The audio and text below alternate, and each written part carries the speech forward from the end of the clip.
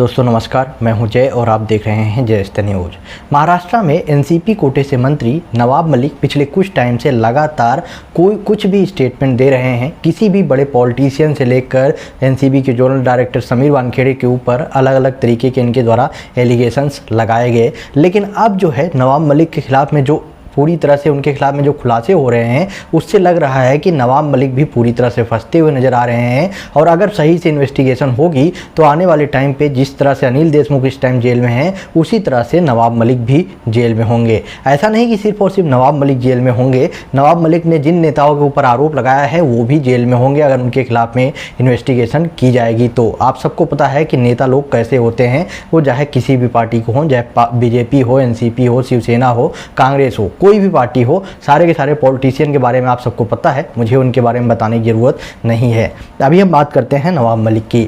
तो नवाब मलिक को लेकर मोहित कंबोज जो कि बीजेपी के एक नेता हैं, उनके द्वारा कई बड़े खुलासे किए गए हैं। TV9 पे उन्होंने एक इंटरव्यू दिया है और इस इंटरव्यू में उन्होंने नवाब मलिक के खिलाफ में कई बड़े एलिगेशंस लगाए हैं। लेकिन इसके साथ में ही उन्होंने अपने ट्विटर अकाउंट पे कुछ डाटा शेयर किए हैं नवाब मलिक को लेकर, जिसके बारे में मैं आपको इस वीडियो में बताऊंगा। तो पहला जो उनके द्वारा डाटा शेयर किया गया है, आप यहाँ पे देख सकते हैं। इसमें उनके द्वारा बोला गया है कि टोटल जो नवाब मलिक हैं, इनके नाम पे 3000 करोड़ रुपए की बेनामी संपत्ति है। मतलब कि इनके नाम पे और इनकी फैमिली के नाम पे, टोटल नवाब मलिक और उनकी फैमिली के नाम पे 3000 करोड़ रुपए की बेनामी प्रॉपर्टी है, जिसके बारे में इन्होंने 1 बाय 1 करके ये नवाब मलिक को पूरी तरह से एक्सपोज किया है, एक लिस्ट भी जारी की है।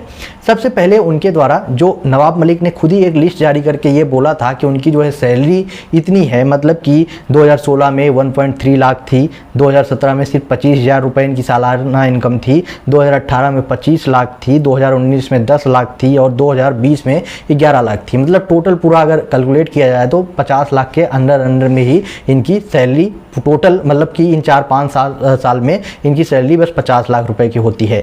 लेकिन अगर बात की जाए कि इनकी प्रॉपर्टी की, तो इसमें इनके द्वारा इनकी प्रॉपर्टी को लेकर भी बोला गया है, जहां पे मोहित कंबोज के द्वारा एक दूसरा ट्वीट शेयर किया गया, जहां पर इनके द्वारा बताया गया कि 2011 में इन्होंने 2 फ्लैट खरीदा था, जिसकी कीमत थी, मार्केट वैल्यू जो थी वो 15 करोड़ थी, लेकिन इन्होंने सिर्फ और सिर्फ 4.25 करोड़ रुपए में वो 2 के दोनों फ्लैट खरीद लिए थे। सबसे बड़ी बात कि जिस इंसान की 5 से 7 साल में सिर्फ 50 लाख के अंडर में सैलरी ही है, पूरा उसकी कमाई ही 50 लाख के अंडर में है, तो वो कैसे जो है 4.25 करोड़ रुपए ही मान लीजिए कि कैसे वो जो है 4.25 करोड़ रुपए का फ्लैट खरीद लेता है। आखिरकार उसके पास इतने ज़्यादा पैसे आए कहाँ से।